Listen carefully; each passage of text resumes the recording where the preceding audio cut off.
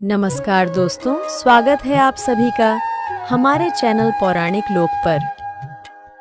चक्रधारी विष्णु की लीला है महान, देते हैं अपने भक्तों को खुशियों का वरदान। जय श्री हरि विष्णु। हम सभी भक्तों पर सदैव ही अपनी कृपा बनाए रखें। मित्रों, आप सभी को पुण्य फलदायिनी देवशयनी एकादशी की हार्दिक शुभकामनाएं। प्रभु श्री लक्ष्मी नारायण जी के चरण कमलों का ध्यान करते हुए सुनते हैं देवशयनी एकादशी की अत्यंत ही सुंदर कथा। एक समय की बात है, धर्मराज युधिष्ठिर श्री कृष्ण से कहते हैं, हे कृष्ण, हे मुरली मनोहर, आप सर्वज्ञ है, आप सर्वज्ञाता है। मेरे मन का यह संशय दूर करे और बताएं कि आषाढ़ मास के शुक्ल पक्ष की एकादशी का क्या नाम है, इस व्रत की कथा क्या है और इस व्रत की विधि क्या है, यह सब मुझे विस्तार पूर्वक बतलाइए। श्री कृष्ण कहने लगे, हे धर्मराज युधिष्ठिर, तुमने मनुष्य कल्याण के लिए बहुत ही उत्तम प्रश्न पूछा है। मैं आपको इस एकादशी व्रत का महात्म्य कहता हूँ, सो आप ध्यान पूर्वक सुने। आषाढ़ मास के शुक्ल पक्ष की एकादशी का नाम देवशयनी एकादशी है। इस एकादशी के दिन भक्तों को सुबह जल्दी उठकर दैनिक क्रिया आदि से निवृत्त होकर स्नान करना चाहिए। इसके बाद घर के मंदिर में धूप दीप प्रज्वलित करें और मेरे स्वरूप यानी कि भगवान विष्णु का गंगा जल से अभिषेक करें। भगवान विष्णु को पुष्प और तुलसी दल अर्पित करें, आरती करें, भगवान को भोग लगाएं और साथ ही माता लक्ष्मी की पूजा भी करें। अंत में कथा का श्रवण करें और द्वादशी के दिन भूखे जीव जंतुओं को भोजन आदि का दान करें और व्रत पारण करें। हे राजन, यह थी योगिनी एकादशी व्रत की पूजा विधि। अब मैं आपसे इस व्रत की कथा कहता हूँ। आप इस कथा को प्रसन्न चित्त होकर सुने और कथा को पूरा सुने, क्योंकि राजन आधा अधूरा ज्ञान किसी काम का नहीं होता। धार्मिक मान्यताओं के अनुसार सतयुग में सूर्य वंश में मांधाता नाम का एक चक्रवर्ती राजा हुआ करते थे। राजा अत्यंत ही सत्यवादी, महान और प्रतापी थे। वह अपनी प्रजा का पुत्र की भांति पालन किया करते थे। उनके राज्य की प्रजा धन धान्य से, भोजन, वस्त्र आदि सभी चीजों से बहुत सुखी थी। उनके राज्य में आज तक कभी अकाल नहीं पड़ा था, किंतु भविष्य में क्या हो जाए यह कोई नहीं जानता। आठ वे भी इस बात से अनभिज्ञ थे कि उनके राज्य में शीघ्र ही भयंकर अकाल पड़ने वाला है। एक समय उस राजा के राज्य में 3 वर्ष तक वर्षा नहीं हुई और अकाल पड़ गया।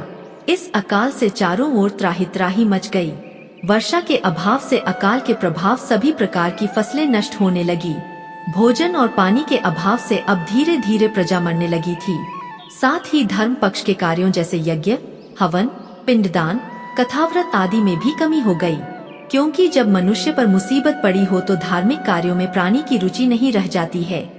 राजा तो इस स्थिति को लेकर पहले से ही दुखी थे।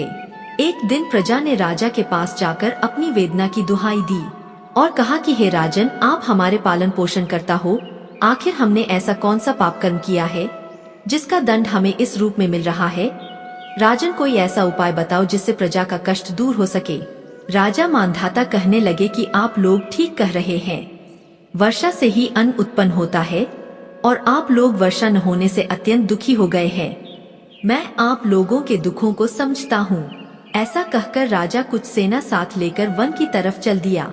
वह अनेक ऋषियों के आश्रम में भ्रमण करता हुआ अंत में ब्रह्मा जी के पुत्र अंगिरा ऋषि के आश्रम में पहुँचा। वहाँ राजा ने घोड़े से उतरकर उन्हें साष्टांग प्रणाम किया। ऋषिवर ने आशीर्वाद के उपरांत राजा से उनकी कुशलता पूछी और फिर जंगल में इस प्रकार से भटकने व अपने आश्रम में आने का प्रयोजन जानना चाहा। तब राजा ने हाथ जोड़कर कहा, महात्मन, सभी प्रकार से धर्म कार्यों का पालन करता हुआ भी मैं अपने राज्य में दुर्भिक्ष का दृश्य देख रहा हूँ।